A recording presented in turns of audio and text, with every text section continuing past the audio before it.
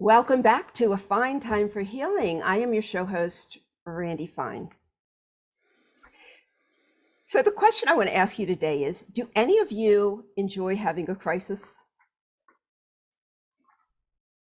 Do I hear a resounding no? But what if there was a way that you could reframe this crisis and make it palatable or even beneficial in your life? Stay tuned because we're going to learn about that. Today we have with us Kelly Sullivan Walden, aka Dr. Dream, who is an award-winning best-selling author of 10 books, a dream expert, certified clinical hypnotherapist, inspirational speaker, and workshop facilitator. She also holds a doctorate degree in interfaith studies. Her unique approach to dream work led her to consult with thousands of individuals from Fortune 500 executives to celebrities, stay-at-home moms. She hosts the Kelly Sullivan Walden Show podcast and is the founder of DreamWork Practitioner Training, an online professional development program empowering people to incorporate dream work into their careers. Good morning, Kelly. Welcome. Good morning, Randi. It's such an honor and privilege to be with you. Thank you so much for having me. You are welcome. Kelly was supposed to do the show last week and I didn't feel well, so we had to reschedule, but I'm so happy to have her with us. So I love the title of your book. A crisis is a terrible thing to waste. What does this title mean to you? I heard it years ago and it just stuck, and I found myself using it all day long, every day, every session, looking at everything, and just it just felt like it. Every once in a while you find a little phrase that just sums up everything you believe, and I just thought I didn't make it up. I don't exactly know who made it up. It's kind of a blend of a few people, but to me, it just feels like, yes, we're going to go through our difficulties. None of us get out without them. None of us, no matter how silver the spoon is that is implanted in our mouth at birth, there's going to be difficulties. And what do we do with them? And I guess I'm an optimist at heart, and I just as you asked at the very top of the show, any of you like going through a crisis? Hell to the no. If I could see it coming a mile away, believe me, I would run the other way. But there are those that are just coded for us, that are just, they have our name on them. We were just kind of they were meant to be. And if we're going to have them, then all right, then let's make something of them. Let's do something productive, powerful. Let's become better, not bitter as a result of them. So it just felt like it was the slogan for my life more than anything else I've ever Well found. said. Yeah. And you, in the beginning of your book, you have your, let's see, what do you call it again? The itty bitty shitty list. The nitty gritty Nitty gritty shitty shitty list. list. And Kelly, for the first time ever in all the years that she's been doing her work, she's finally revealed what she went through. She hasn't really talked about that before, but she opened that up because she wants you to know, as you're reading this book, she speaks from great experience and she's been through this. And, I thought I had a lot, but she has quite a bit. She has a bit. So, Let's compare our boo-boos. Yeah, a lot of them, a lot of things. She's been through a lot. So, so as a result of this, you created the OGLE method, the OGLE method. And what is that? So some say ogle, some say ogle. It just comes out of my mouth, ogle. Okay. It's I'm the queen of acronyms. If I can find a quick, succinct way of being able to get a formula together so that I can practice it when the bleep is hitting the fan, then I'm all for it. So OGLE is what I use and what I teach my clients to use when they're just stuck in the mud, stuck in victimhood, stuck in the sense of what's the point? What's the purpose? Why did this happen to me? I say, well, let's just ogle it. Let's try that. And in so and I also think it's kind of funny. Actually, somebody pointed it out to me years later that you were ogled as a young woman. So now you're doing the ogling. I thought, "Oh my God, isn't that hilarious? I didn't Wow. even see that." Yeah, I mean, and I don't mean it like I was perpetrated, now I'm the perpetrator. I don't mean it like that, but it's like instead of running from my fears, instead of hiding and cowering, I am now moving toward them. I teach people to do this in nightmares, in nightmare work. Move toward the nemesis, move toward the difficulty, because if you do, then you'll be able to really see it. You'll like get behind the scenes Mhm. and you'll discover, I'm going to take out this earring because it's making some noise. You'll discover that what you thought was chasing you wasn't exactly what you thought. It's kind of like the Wizard of Oz thing. It's like, and you look behind the curtain, the big, powerful, mighty Oz is this little shivering, quivering man with a big bullhorn. And then it's like, oh, well, what was all that about? Okay, so OGLE stands for what to do with a difficulty. So I always suggest that while I walk through this, people call to mind a difficulty that they may be in the midst of right now or something recent, and imagine and give yourself permission. Imagine that we had all the time in the world, or at least longer than we have now. But the O stands for what's offensive about what happened, or about what this person did to you, or about this unfair circumstance. So, whatever it is, you give yourself permission to be present to what hurt you. What offended you? Was it physical? Was it emotional? Was it your pride? Was it your peace of mind? Was it your faith in people's goodness? What was it that got broken or offended? So give yourself time in the O. We don't want to gloss over that. Some of us, I think that we could divide the human race into two categories, not men and women, but I think those who gloss over things too quickly, like I would have been accused of in the past, or those who wallow a little too long in the O. Mhm. And never, like, they become known for their difficult thing, like, oh, she's the one that was raped, oh, she's the one that was a stripper, she's the one that survived that abuse. I mean, it's okay to be Mhm. known for being the one to go to as the healer for that thing, but we don't want to just be branded that thing. So we move to the G. Once we get the O out of our system, the G is for what's good about that thing. And Randi, for example, I mean, everything you're doing, you are the poster child for what's good about the horrors that you've lived through, because you are now this radiant light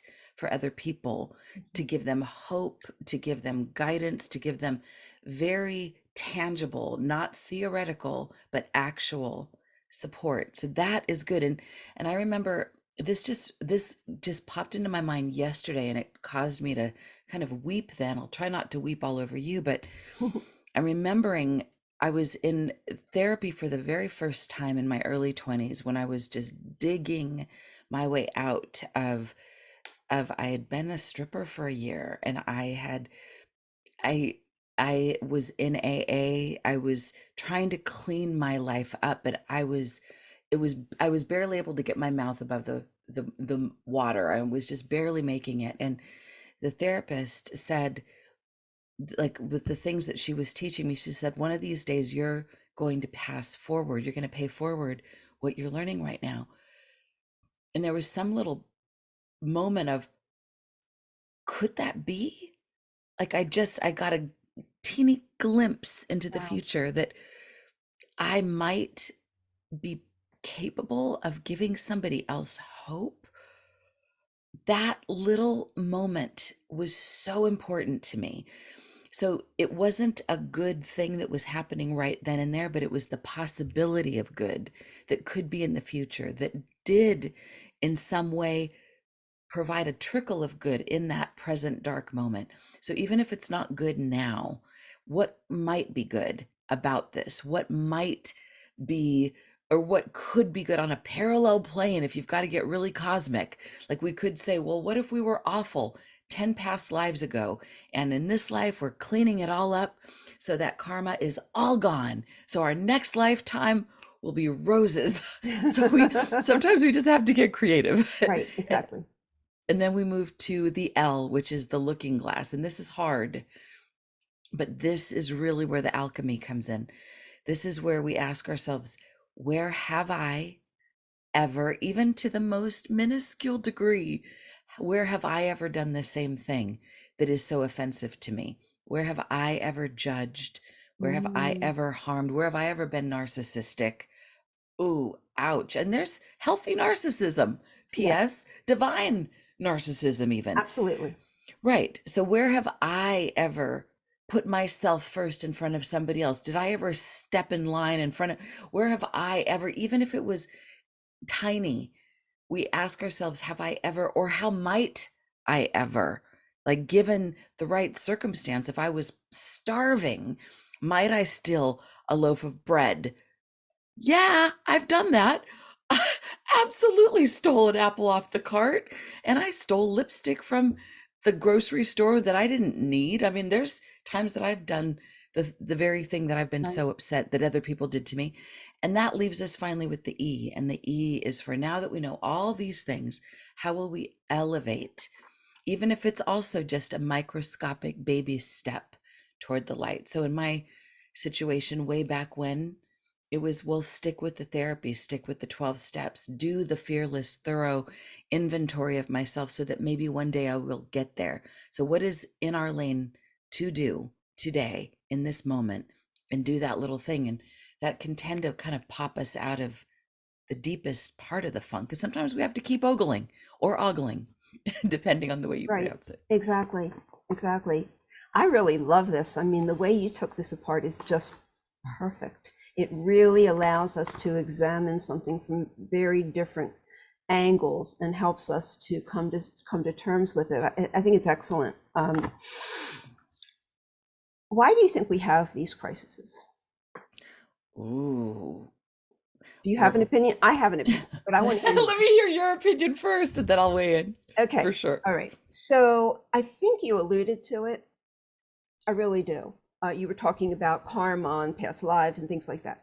I Yeah. don't necessarily think that it's karma and past lives. I do think that we have an eternal soul that inhabits a physical realm from time to time. And we've all done it. And I believe we've all done it many times.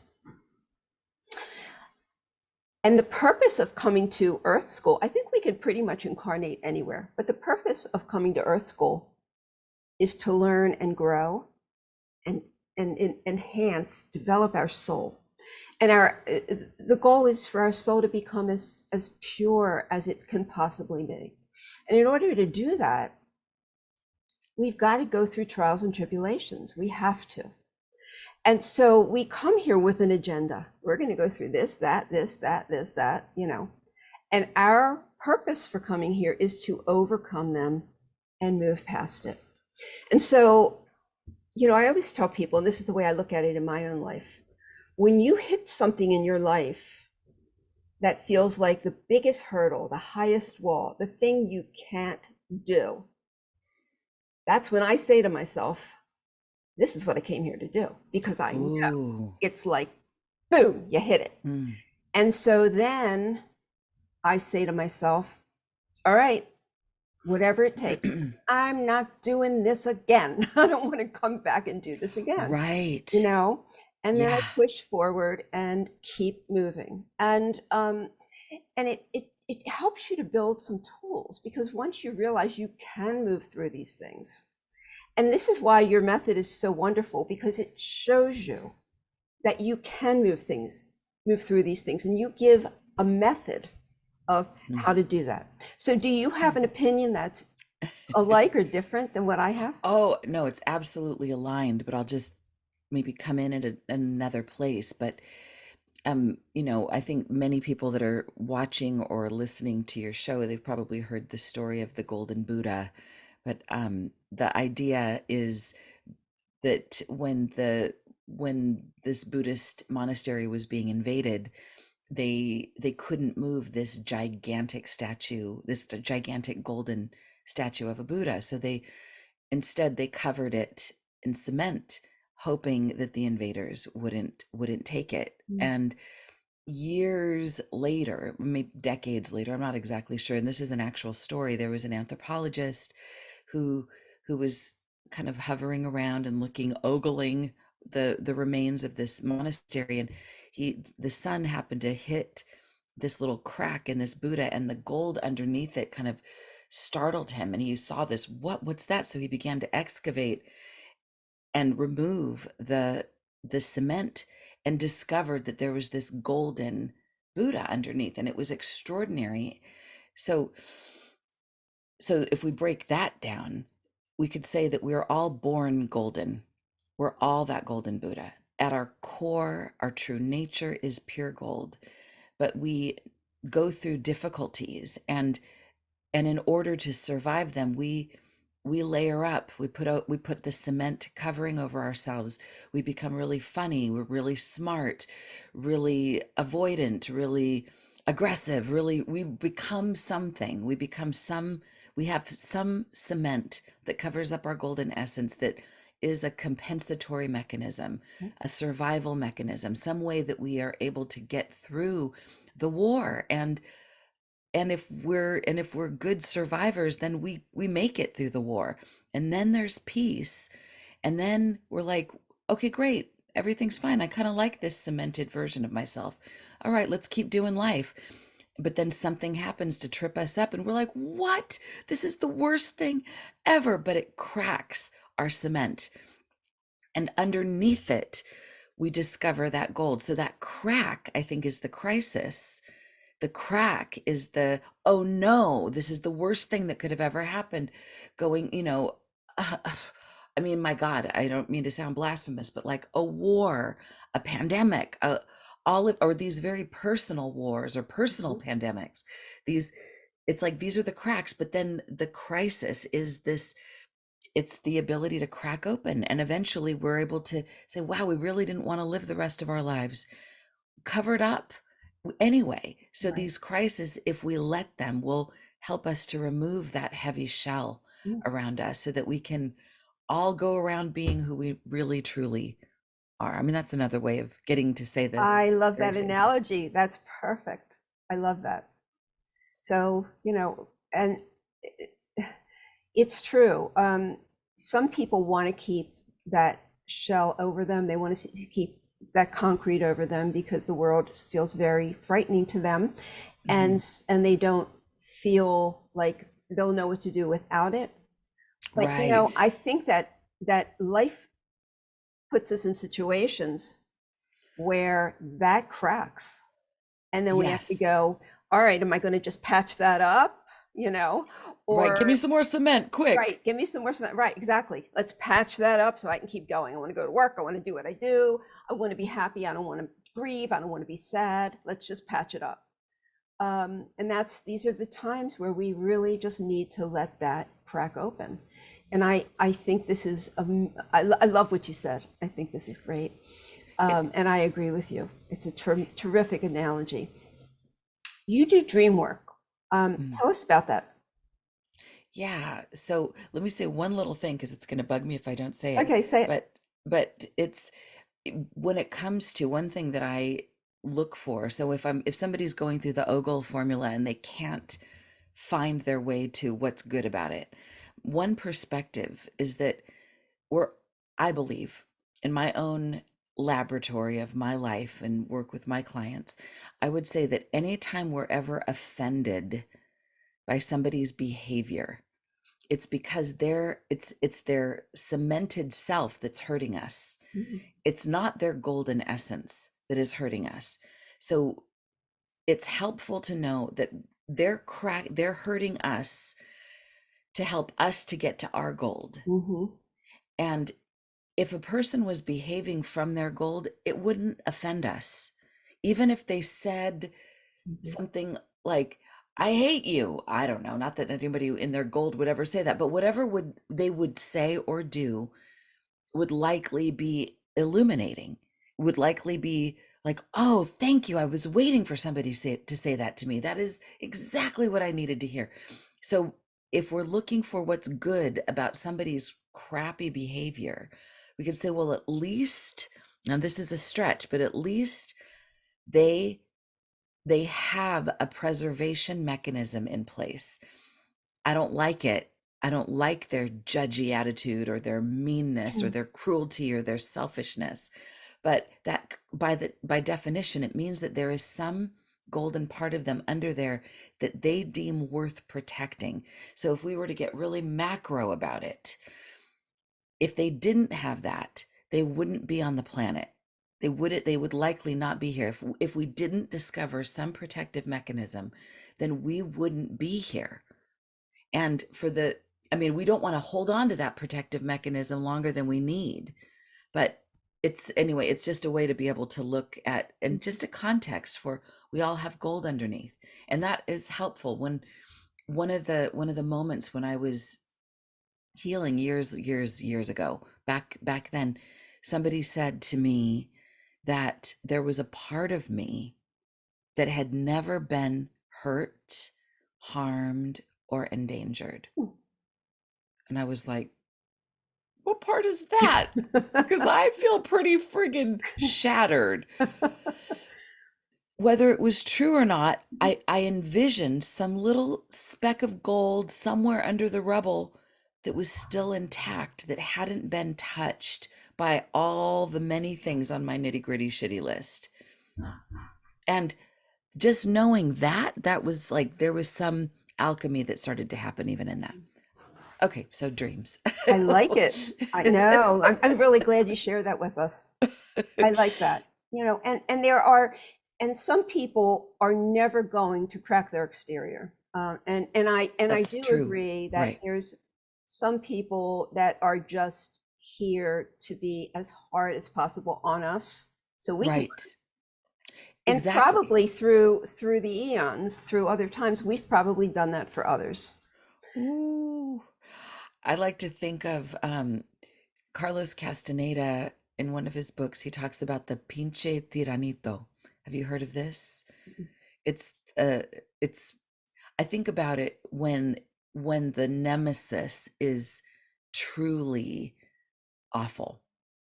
And Carlos Castaneda's teacher, Don Juan, after he found Carlos Castaneda beaten in the street by this person that had enslaved him and left him for dead, Don Juan, the shaman, was healing him, and he said, "What happened?" And Carlos Castaneda told him about the horrors that he'd been through.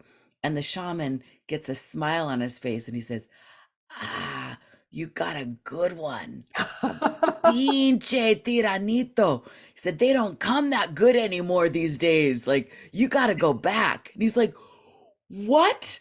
No." He's like, "Not now. Like, get stronger, build your strength back up, and then go back and take the power that you left there with him. And in the process of that, you will become a great healer." And we don't become healers. We don't become people that really have something to offer without having to pay a very high price. So I like to think, pinche tiranito. You got a good one. Yeah, that the That's great. I love these stories. I love them. Yeah, it's the thing, you know, one of the things about narcissistic abuse is while I'm oh, helping somebody go through this oof, horrific process yeah, where they believe they're never going to rise above it, right, I know that the other side of this is going to be joyous and beautiful and completely different. It's like the other side of the right, rainbow, right? And yeah, so and I can't really say that to people when they're in the hurting stage, but I know that that's coming. And when I finally hear that, when they come back and they say to me, "Randi, I know I went through all that, and there was a greater purpose, and look what I am now." It's like, okay, job done. You got there. You're at the other side of the rainbow. Um, yeah, but yeah. yeah, the other But side. you are the hope. I mean, because you've been there and you're sitting in the spot that you are, you don't even have to say there is hope. I mean, it's you are the hope. Thank you. And I love that Annie Lamott quote about how lighthouses don't have to run all over the island looking for ships to save. They just stand there and beam. So you, like, part of the gift of the hell that you've gone through is you are a lighthouse. And the ones that you gravitate to, they're lighthouses in the making. Wonderful. Thank you. That's a wonderful thing to say. It's Okay, true. So dreams. dreams. Okay, so tell us about your dream work that you do. Well, as a professional dream worker, most people don't seek people like me out if they're having a series of really happy dreams. At a party, maybe they'll tell me about their flying dream or their wonderful lucid dreams. But most of the people over the years, over the decades that came to see me, were because they were having nightmares, difficult dreams. And just like Debbie Ford's book, who I'm sure you're familiar with her book, The Dark Side of Light Chasers, or if not, the title is good enough. But she said that a lot of the people who are here to do the most light work sometimes do go through the darkest stuff. And I think some of the lightest people have the darkest dreams. Mm, So it's like, as part of an initiation, if life wasn't difficult enough, then the dreams are kind of haunting them. So I've sort of developed an expertise in looking at nightmares from the perspective of, how is this a blessing? How is it helping mm, to help us heal in a rapid way?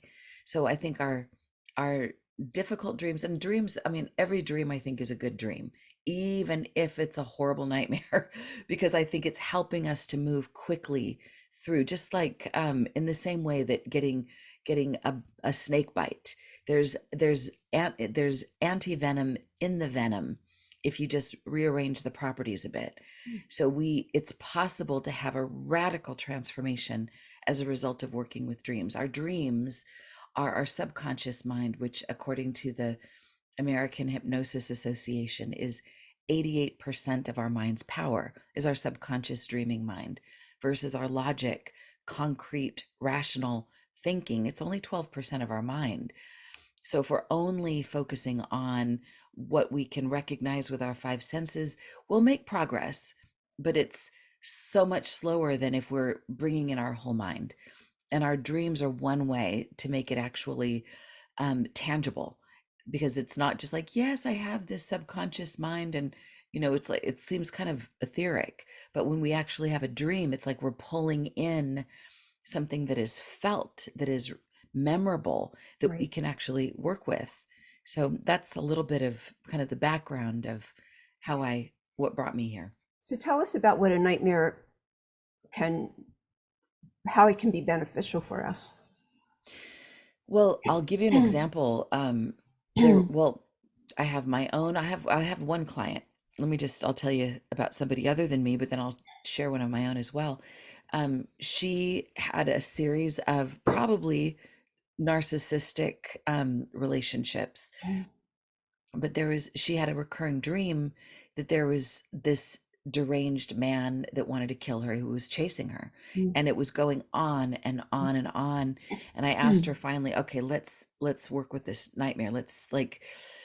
And I ask people in a waking state to re-engage in the dream, in the nightmare, to bring in some resources and redo the nightmare. And that's not cheating. It's actually a very formal practice that they do, that they teach at Harvard. It's called imagery rehearsal therapy. okay.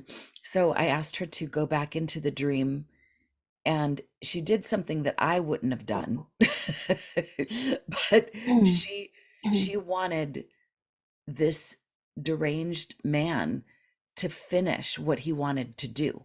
And I was like, oh, wait, I thought you were gonna, like I right, thought you were stab him gonna or have, slice his head yeah, off or something. exactly, exactly. So I was like, okay, well, I'm here to support this person in their process.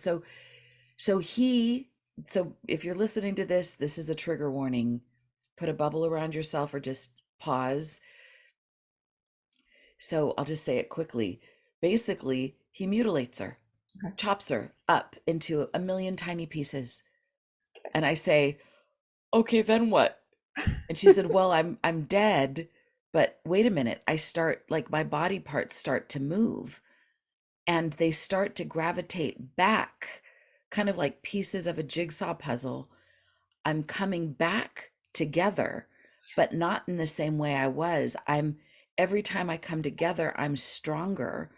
And this dude is freaking out because he sees that I'm actually immortal.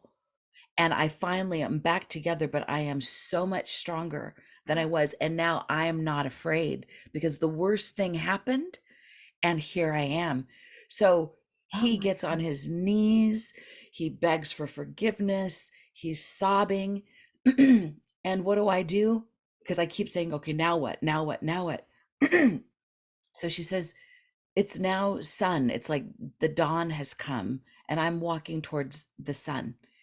And after a while of walking towards the sun, she looks back over her shoulder and sees that he's following her as a disciple Oh, oh my God. who This is can so amazing. What a prophetic. Okay, keep going. no. So now not only is she not afraid of this man or other men like him, but now she knows that she's got an ally. So if she ever needs somebody that's got her back, it's him. In the same way that Nelson Mandela's captor, abuser in prison for 27 years on Robben Island, became his number one ally, his bodyguard after he got out of prison. It's like the cycle got complete. And most of the time in this life, we don't get to see that full spectrum transformation, but we can imagine it. Even like Anita Marjani, who wrote the book Dying to Be Me, her father, who had disowned her and who had treated her so horribly, he was on the other side, and she got to meet him when she was riddled with cancer and died. And he also got on his knees and apologized. So we have to know on some level that if we were to fast forward the movie of the dream to the furthest, the final scene, there would be redemption. So we get to call that scene into present time and imagine that that's what is in fact happening now, because we are the directors of our dream, or at least the co-directors with our higher power. And we can fast forward to that scene. We don't have to keep living in the trauma and the trauma and the trauma. We get to say, well, what would happen next? What's next? What's next? What's next? Until we're like, ha ha, until we hear the angels sing. That's so amazing, so beautiful.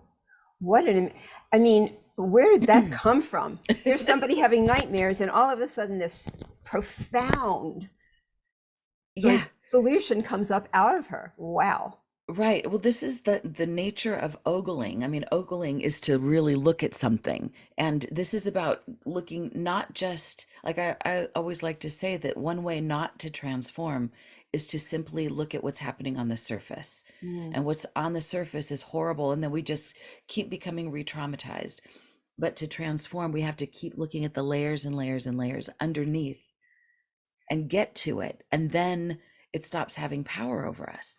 It's just, I mean, these are just principles. It's kind of like with a math equation that seems so daunting. Like, what if you boil it all down, it comes down to 1 + 1 = 2. I mean, there's some basic, I don't know why I'm talking about math because I have no business doing any of that. That's not the way my brain works. But I think Okay. things come down to simple principles when we get down to the heart of it. This is a brilliant method. I'm like so impressed by it. Oh, thank I you. think this is really amazing. I That think means a it's lot coming from you. it's so practical because anybody can do this. Right. We can do it with each other, and I mean, we can do it over and over. I had somebody reach out to me. She said, I did a 20-page ogle. And I said, "Oh, that's awesome. I mean, it can be in her journal. And she spent about 10 of those pages in the O, and the rest when because, but it's good. It's not, there's a difference between just venting, because I think sometimes venting can be like recycled and then we can just continue the vent.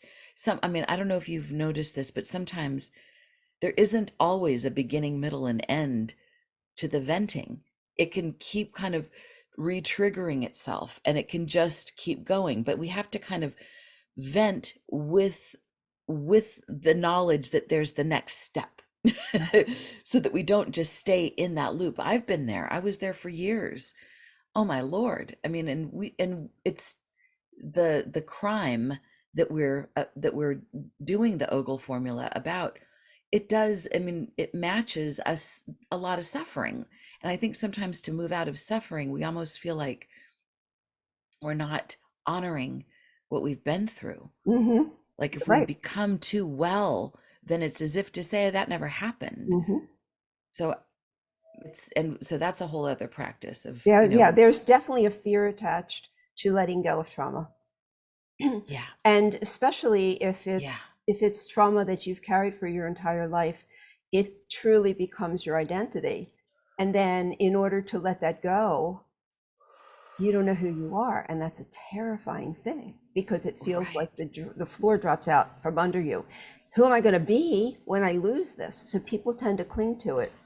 right. We But need a what I like about plan. the OGLE method is that you give safe space to take this apart with the knowledge that is going to come back together, Yeah, yeah, right? So it's not like somebody goes, okay, I'm just out there, what do I do now? They know there's a rescue remedy hmm, that's coming to help them process all of that, and that's part of the brilliance of it. So oh, my goal is that, I mean, most of the stories in my book were the ogling happened, most of them happened way later, like, some months, some years later, except for one of them.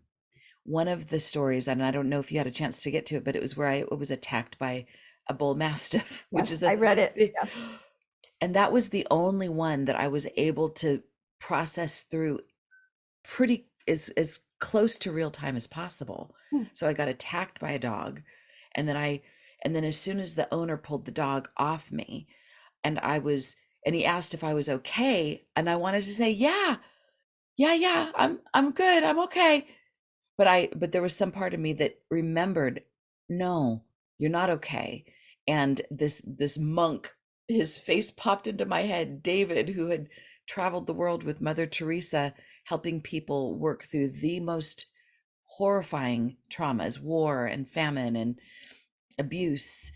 And he said, you got to shake it out of your system like the animals do. As soon as you're in a clearing, as soon as the trauma isn't still happening, as soon as there's calm, the moment there's calm, shake your body, literally, like move it out of your body before it lodges in, before it kind of moves its way in and takes up residence and gets an address and a business card and sends its kids off to college, and it's like, do the shaking. So in front of this guy, I was like, but I don't want to shake in front of this stranger, I'm gonna look like an idiot. He's like, his dog just attacked you, who Shake. cares what this person? So I let myself literally just and Okay. cry and scream and get it all out. Took probably a minute, and then I felt fine. It's a fine time for healing. Right. I felt like I was literally okay and not traumatized. After a few months later, a bull mastiff walked by me on the road by my house while I was, and I had, it wasn't until after it passed that I went, oh my God, Right. I wasn't afraid. There was no PTSD. Oh my God, it worked. The shaking works. There is a method that I think I talk about it in my book. We can keep Mm, talking, I'll get back yes. to it. Yeah. About it's I think it's called Oh. TRE or Mm, wait a minute, let me see. Well, we can keep talking because it's going to take me a little while to find it. But okay. there is a method, and I was introduced to Mm. this method by a friend of mine who had such severe PTSD, Ooh. and he would literally lay in his bed and shake every night. Just allow it. His Uh-huh. legs, he would allow the shaking. And he told me this is a very therapeutic thing. And he's like, check this out. There's a real method for this. And Yeah. so yeah, I'm gonna Yeah. find that as we oh Well, here it if we, is. Okay. yeah. Okay. Oh, Okay. So, trauma release exercises developed by David Berceli. Um, I wonder if it's the same David. uh-huh. Is he Theory a monk? consists of 6 simple exercises that help individuals release tension from the muscles, which in turn relaxes the anxiety of our minds by evoking a muscular shaking process in the body.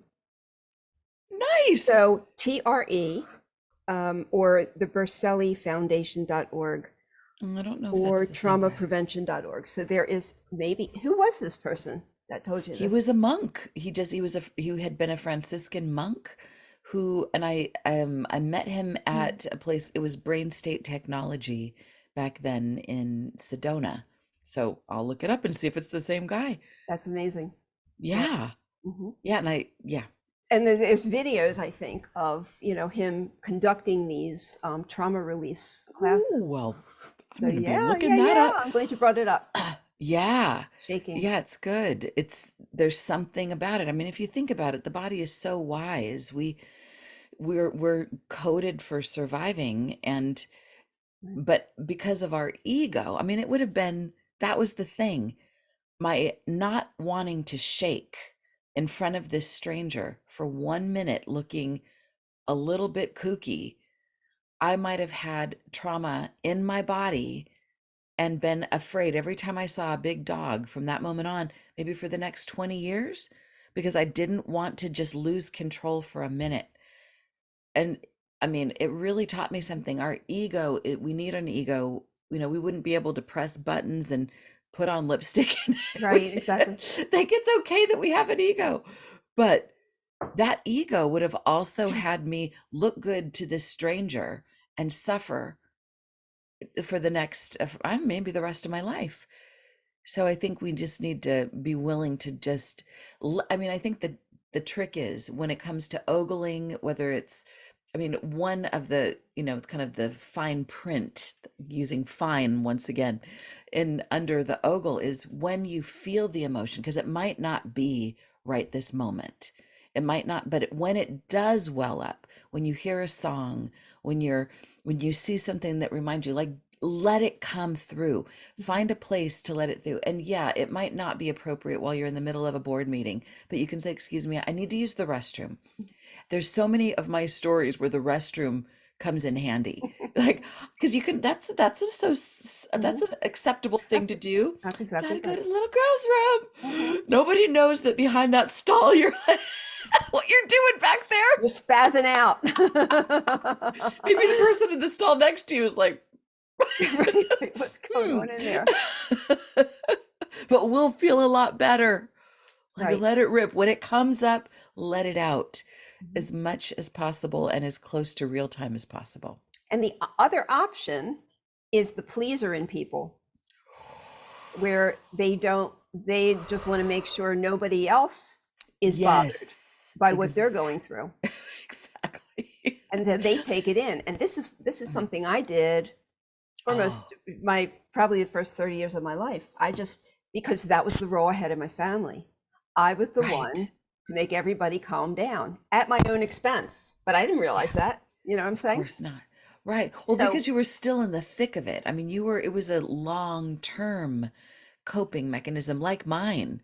I mhm. mean, mine was making sure everybody felt good. And I was also fan kicks, and here's my cheerleading routine. I'll distract them, I'll bedazzle them. Oh my And gosh. then the moment I would stop, or you never, Right. it was, I think the most traumatizing was when I would do all the razzle dazzle and it still didn't work. That was when Mm. the despair like fell in. And so yeah, there's these long-term practices that we have that don't go quickly, don't go willingly. But if we know, I mean, I'm hoping that people will remember this moment. If you, the next time you're in the clear, right after something traumatic happens, give yourself permission to cry, to shake, and move it out. As soon as I mean, maybe while you're not in the middle of it, because like while the dog is biting my arm, you know, I mean, I was kind of shaking, but I wasn't releasing anything. Were you hurt I physically? was, I was, and I was, I was just showing somebody on Zoom. I don't know. I mean, it's been years now, but there's a scar still. Okay, It's an yes. indentation, Mm-hmm. and I wouldn't trade this scar for anything. It's like my own. I don't have any tattoos, so this is kind of like my tattoo that I'm like, check it out. I did that. I lived through that. Like, I'm proud of that scar, actually, at Yes. this point, but writing about it helped me. I mean, all of this, this writing this book was definitely a way of being able to embrace all what I would have considered all the evidence of my brokenness.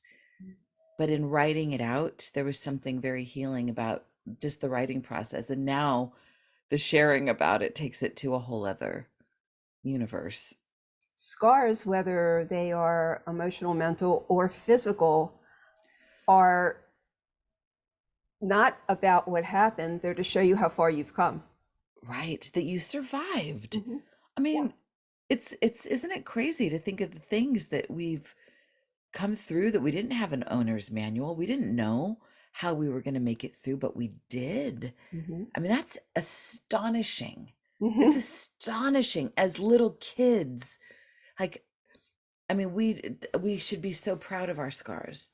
Hmm. So proud. Right. I agree. I do agree. So, so for I know we have to end. Let's see. We have a little more time. We have a little more time. Okay.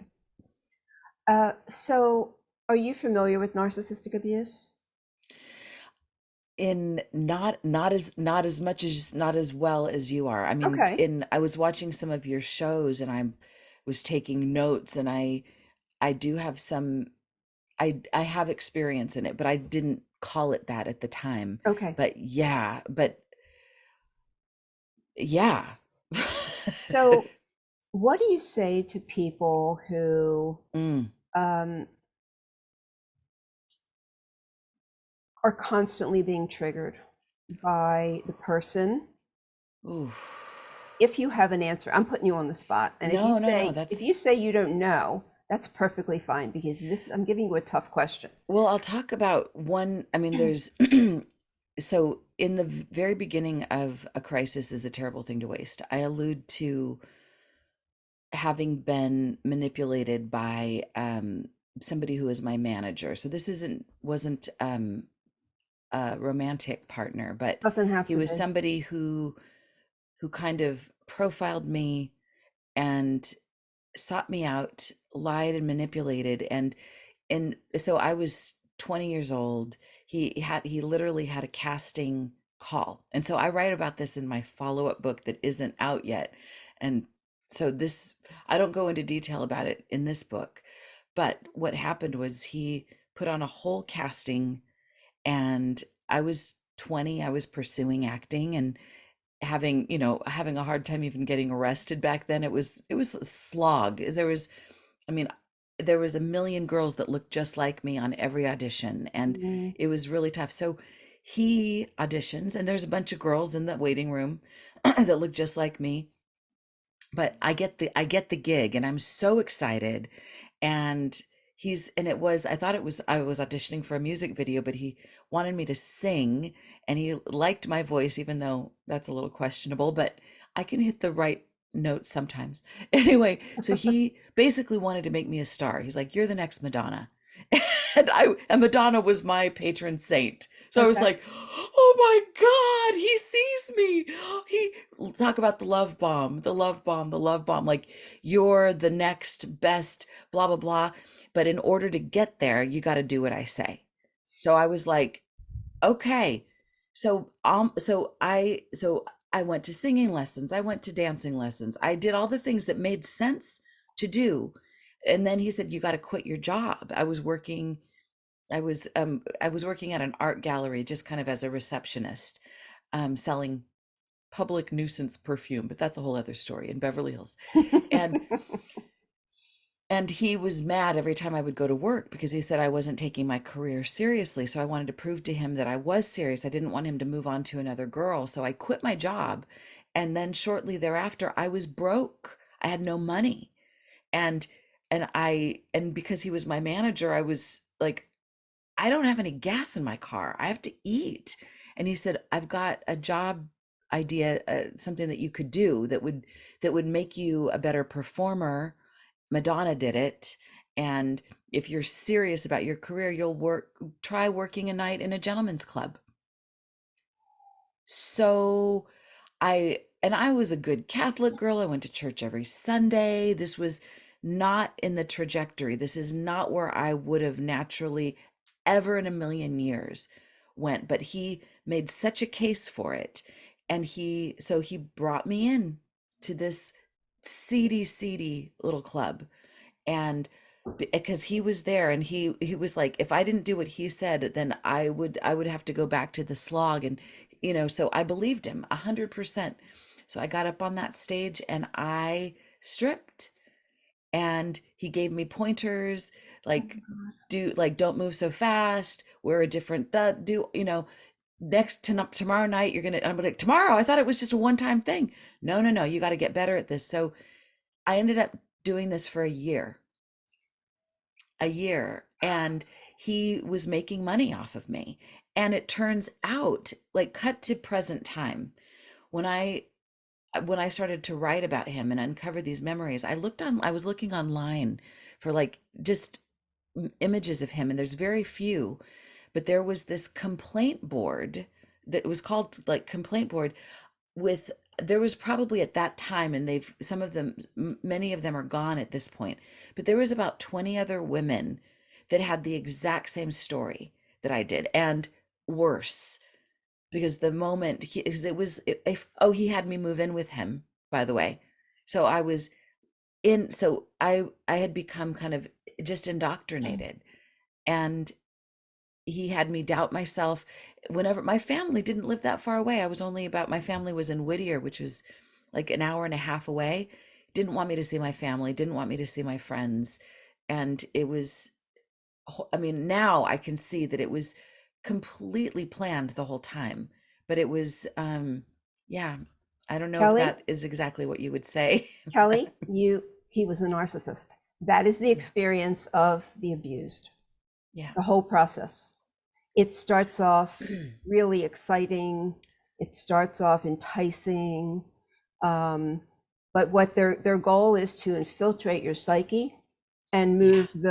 move the gears. They just and that's what it is. And when you come out of these things, the trauma is severe Oh my because God. yourself has been stolen. Right, right. So there was one night where I was so, like, I literally came home sobbing, and he was there waiting, and Oh, I said, like, I have to quit because I want to die.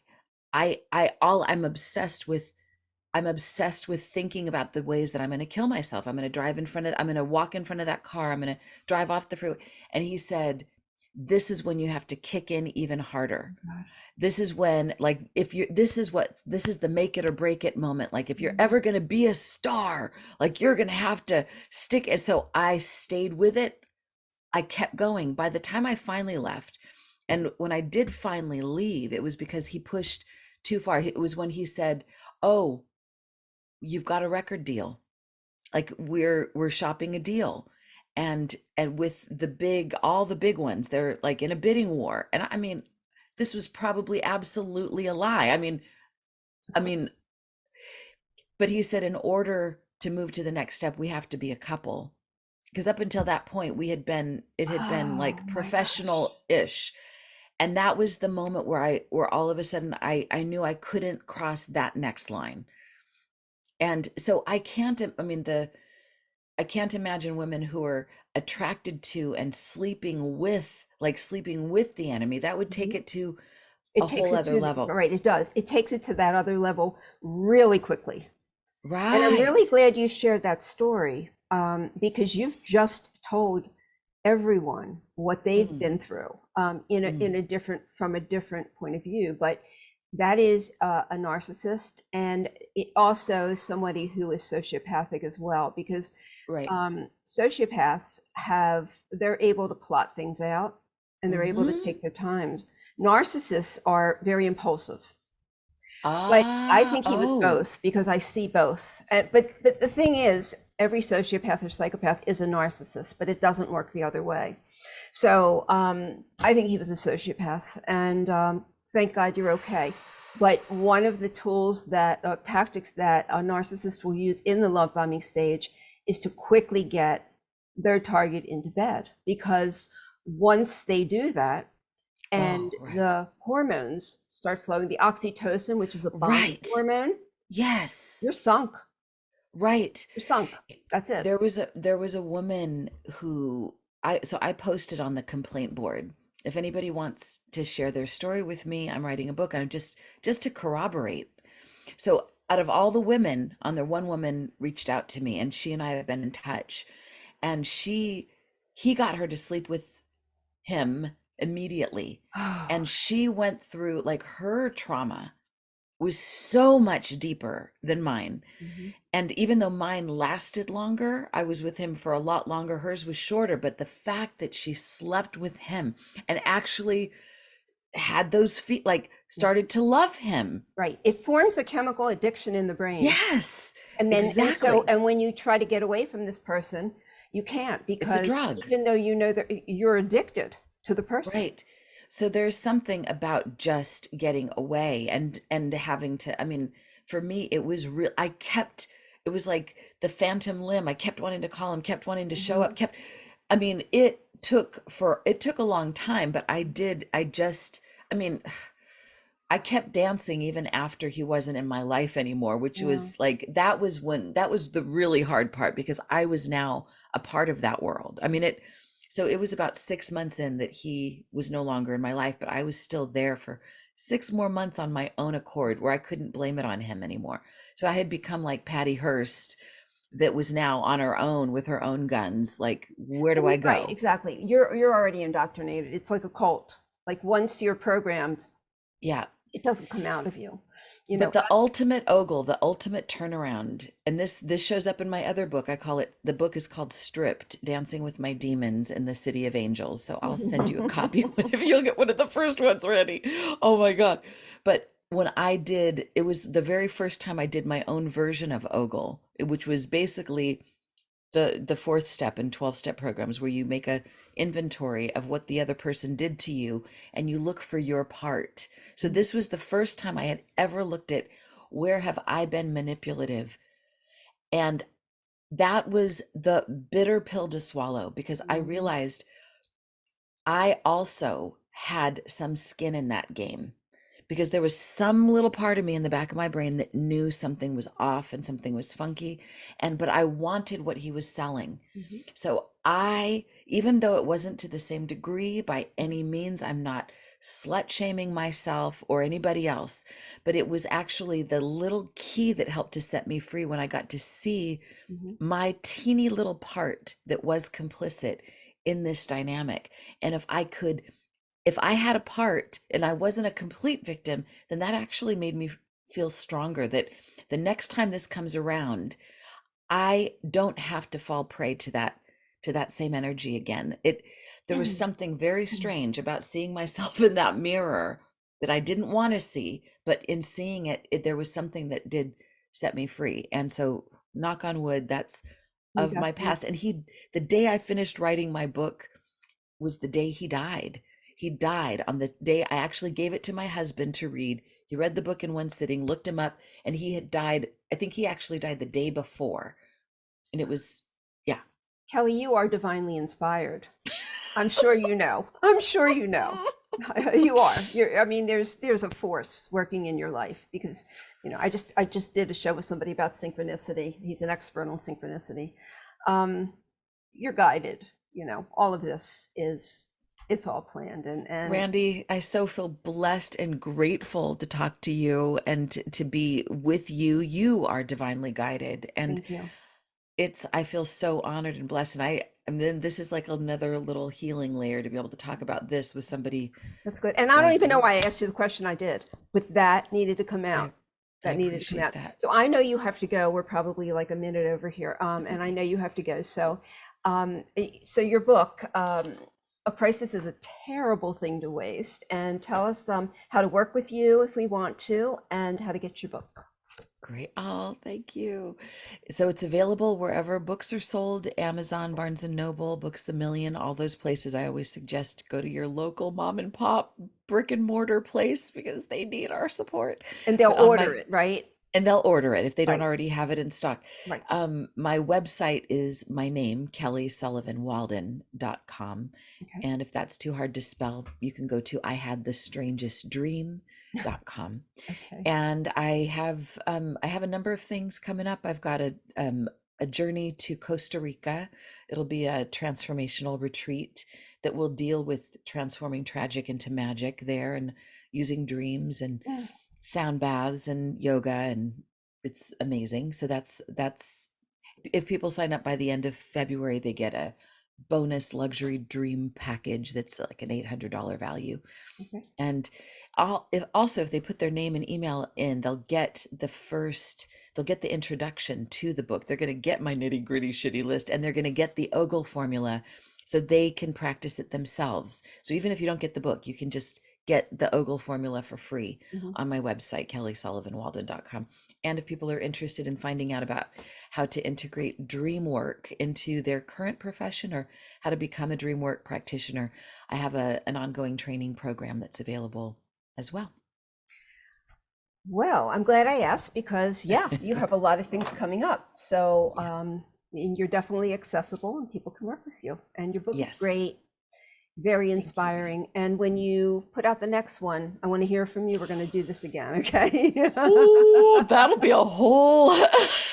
You'll be my first one. I'll be like, Randy, be nice. Oh, Right. I will be very nice. You send me a I know. copy and with a note that says, I will. I'm ready. Okay. And God we'll do bless you. it. Okay, Thank Kelly. you for being so golden. Thank you for being a lighthouse. And thank you for sharing your beautiful platform with me and for doing the incredible work you're doing and for Mm. giving so much hope and tools to so many people. And now let's just play Taylor Swift and shake everything off. Anything that's left, we'll just shake, shake, shake, shake our Oh, booties. okay. Well, have a wonderful day and I take will. care. I'll see you again. I'm sure I will. Yes. Okay. Yeah. Bye-bye. Sweet dreams.